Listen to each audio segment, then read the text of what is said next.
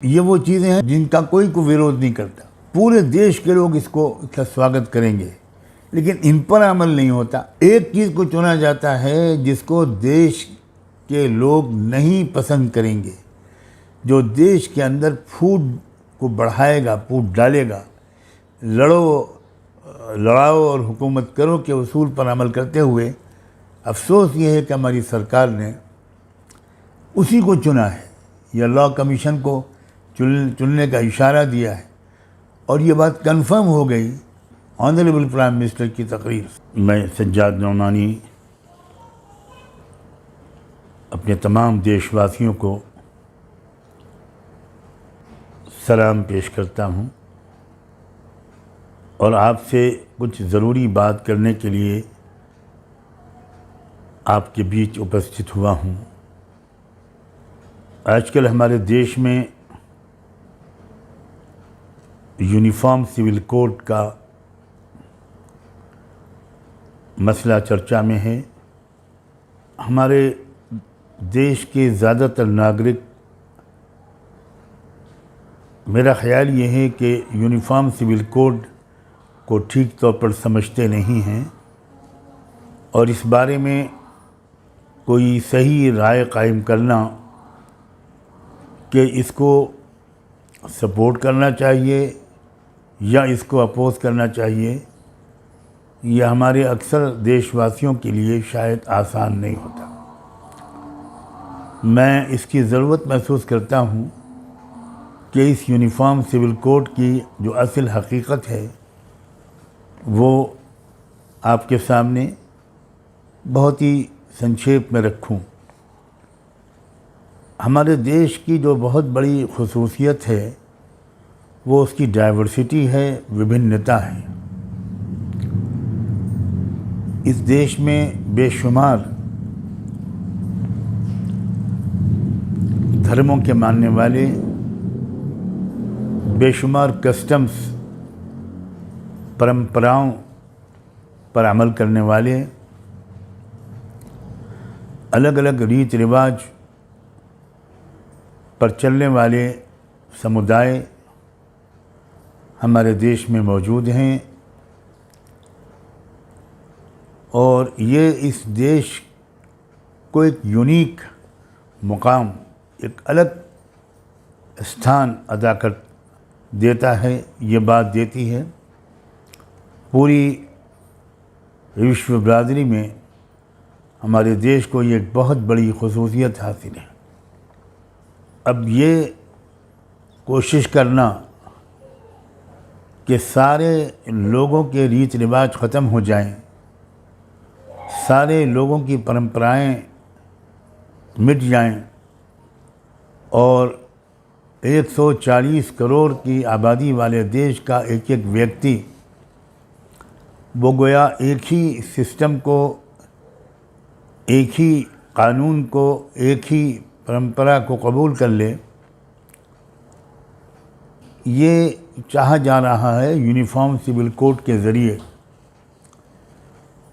जो इस देश की जो आत्मा है, इस देश की जो विशेषता है, ये उसके सख्त खिलाफ है। और जो लोग झूठ बोलने के आदी हैं, धोखा देने के माहिर हैं, वो इस बात को इस तरह मशहूर करते हैं कि जैसे यूनिफॉर्म सिविल कोड के ख़िलाफ़ सिर्फ मुसलमान बोलते हैं, इसकी मुखालफत सिर्फ मुसलमान करते हैं। ये बहुत खुला हुआ धोखा है और अफसोस ये है कि हमारे देश के प्रधानमंत्री ने भी भोपाल में अपनी चुनावी मुहिम का आगाज़ इसी मुद्दे को छेड़कर और यही गलतफहमी फैलाकर किया है कि मुसलमानों को कुछ लोग यूनिफॉर्म सिविल कोड के ख़िलाफ़ भड़काते हैं। मैं आज अपने देशवासियों को और विशेषकर जो हमारे देश का बहुजन समाज है जो ज़बरदस्त बहुमत में है, मेजॉरिटी में है, मैं उसको बताना चाहता हूँ कि इस कानून का जो सबसे बड़ा नुकसान होगा वो आदिवासियों को होगा, वो हमारे शेड्यूल कास्ट भाइयों और बहनों को होगा, जिनको आमतौर पर लोग दलित कहते हैं। शेड्यूल ट्राइब के लोगों को होगा, जो ट्राइबल लोग हैं, शेड्यूल ट्राइब के लोग हैं, उनको होगा। सिख भाइयों को होगा, क्रिश्चियंस को होगा, बुद्धिस्ट लोगों को होगा।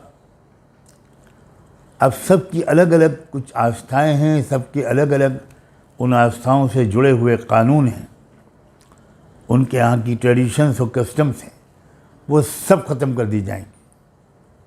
तो ये सिर्फ मुसलमानों के का मसला बिल्कुल नहीं है, ये तो आप सब का मसला है। मैं आपसे निवेदन करना चाहता हूँ कि आप ज़रा सच्चाई को समझिए और इन शोषित समाजों के लीडरों और पढ़े लिखे लोगों को से ये मैं विनती करता हूँ कि आप अपने समाज के लोगों को जल्द से जल्द सच्चाई से अवगत कराइए। उनको बताइए कि ये किस तरह हम सब के खिलाफ है। देखने में लगता है या प्रोपेगेंडा ये किया जाता है कि ये मुसलमानों के ख़िलाफ़ है। मुसलमान चूँकि यूनिफॉर्म सिविल कोड को ज़्यादा समझते हैं और वो समझते हैं कि ये देश के लिए बहुत नुकसानदेह है, देश की एकता और अखंडता खतरे में पड़ सकती है, इसलिए वो इसका विरोध करते हैं।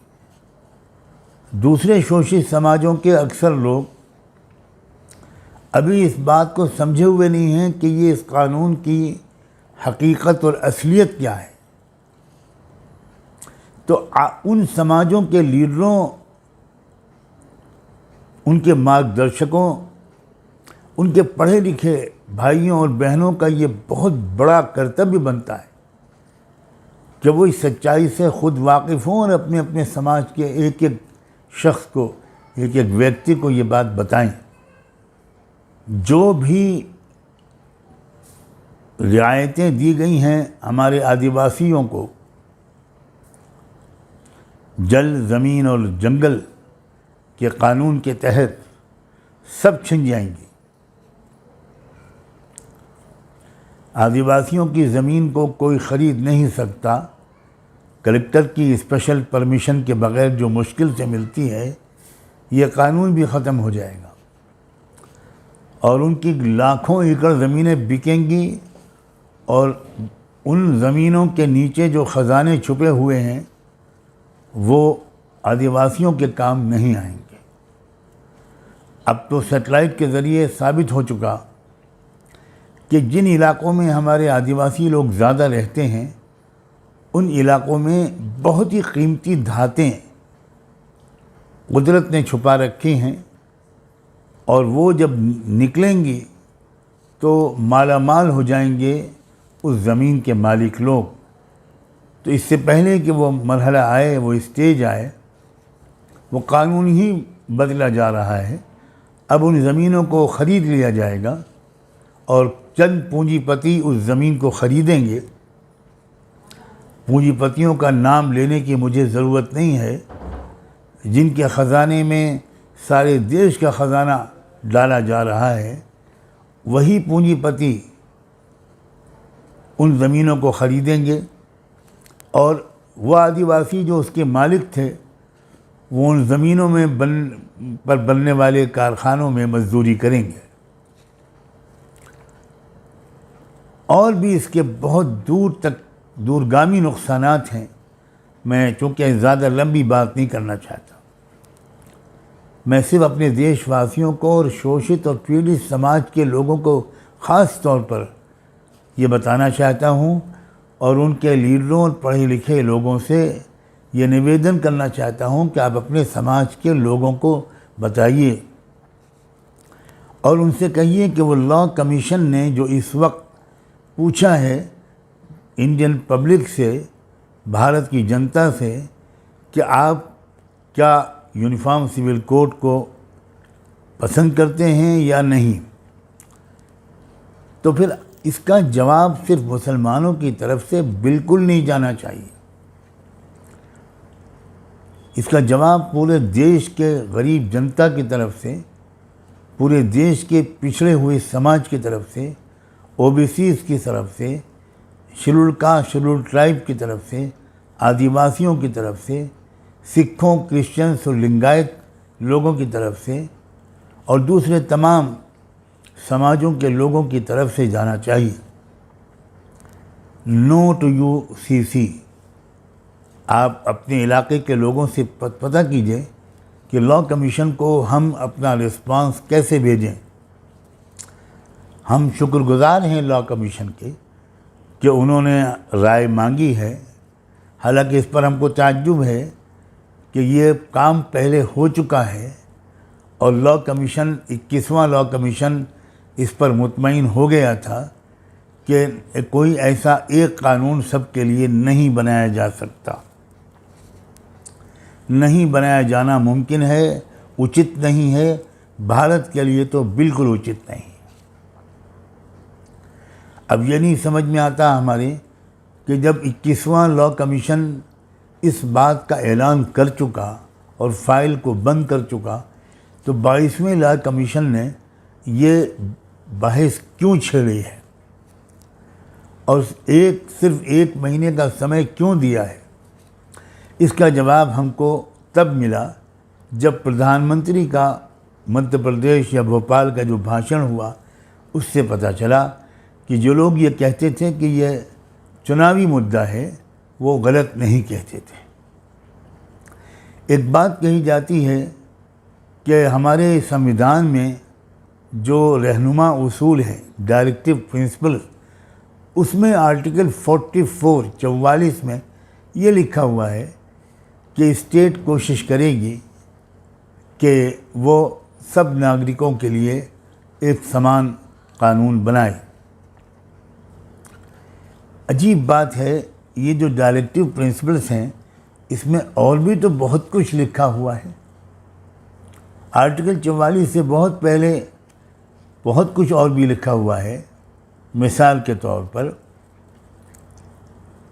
आर्टिकल 38 में लिखा हुआ है कि भारत के नागरिकों की जो आमदनी होगी उसमें बहुत ज़्यादा अंतर नहीं होना चाहिए।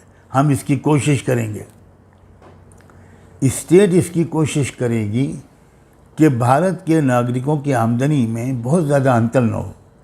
किसी की जो इनकम है बहुत ज़्यादा हो, किसी की बहुत कम हो, तो ये इसकी कोशिश की जाएगी कि ऐसा न हो। फिर भारत के जो नागरिक हैं उनके जो रहने सहने का जो अंदाज़ होगा, जो स्टेटस होगा, उसमें भी बहुत ज़्यादा ऊंच नीच नहीं होगी, इसकी भी कोशिश की जाएगी। सारे ही नागरिकों को कमाने के एक से उपाय दिए जाएंगे ताकि सबकी आमदनी तकरीबन बराबर हो, आप बहुत ज़्यादा फ़र्क ना हो। अगर मैं इंग्लिश में पढ़ूँ तो उसमें लिखा हुआ है आर्टिकल 38 में कि reducing income inequality, status imbalance and other social issues are at the core of this principle. फिर आगे ये भी लिखा हुआ है आर्टिकल 39 में कि securing adequate means of livelihood for the citizens by providing equitable material resources to everyone and striving for equal work pay for both men and women. Article 41 में ये भी लिखा हुआ है, यानी आप सोचिए कि पुरुषों और महिलाओं दोनों को एक सी गया आमदनी हो, एक बराबर तनख्वाह मिले। आज तक हमारे देश में जो हो रहा है वो हम देख रहे हैं कि वही काम एक महिला करती है तो उसको कम तनख्वाह दी जाती है, वही काम एक पुरुष करता है तो उसको ज़्यादा तनख्वाह दी जाती है। फिर उसमें आगे आर्टिकल 41 में to provide the right to work, right to education and right to public assistance in cases of unemployment, old age and sickness. बुढ़ापा, बीमारी या किसी के पास कोई जॉब न हो तो उस सूरत में सरकार की तरफ से उसको मदद दी जाएगी मुस्तकिल तौर पर जब तक कि उसको जॉब न मिल जाए। आर्टिकल 46 वो जो कमज़ोर तबक़ात हैं हमारे देश के, वो शोषित पीड़ित लोग जो पिछड़ गए हैं, पिछड़े हुए लोग, OBCs, SC, STs, other weaker sections, उसमें ये हिदायत दी जाती है, डायरेक्शन है उसमें कि कोई भी समाजी भेदभाव इन पिछड़े हुए लोगों के साथ नहीं होने दिया जाएगा। फिर आर्टिकल 47 में कि नशे पर पाबंदी लगाई जाएगी, कोई भी नशीली चीज़ का इस्तेमाल रोका जाएगा और वो चीज़ें जो सेहत के लिए हानिकारक हैं और जिन पर शुबा होता है कि ये शायद नशा लाएं, ड्रग्स जैसी चीज़ें, सबको बैन किया जाएगा। अब ये वो चीज़ें हैं जिनका कोई विरोध नहीं करता, पूरे देश के लोग इसका स्वागत करेंगे, लेकिन इन पर अमल नहीं होता। एक चीज़ को चुना जाता है जिसको देश के लोग नहीं पसंद करेंगे, जो देश के अंदर फूट को बढ़ाएगा, फूट डालेगा, लड़ाओ और हुकूमत करो के उसूल पर अमल करते हुए अफसोस ये है कि हमारी सरकार ने उसी को चुना है या लॉ कमीशन को चुनने का इशारा दिया है और ये बात कंफर्म हो गई ऑनरेबल प्राइम मिनिस्टर की तकरीर से। मैं आप सबसे निवेदन करता हूँ कि आप इसका विरोध करें, ये हमारा एक लोकतांत्रिक हक भी है और फ़र्ज़ भी है। आप हिस्सा लें इसमें और हर गांव की सतह पर, हर जगह जहां तक ये आवाज़ पहुंचे, आप कोशिश करें कि अपने समाज के लोगों का जवाब भिजवाएं। आप किसी से पता कर सकते हैं कि आप किस तरह जवाब भेजेंगे।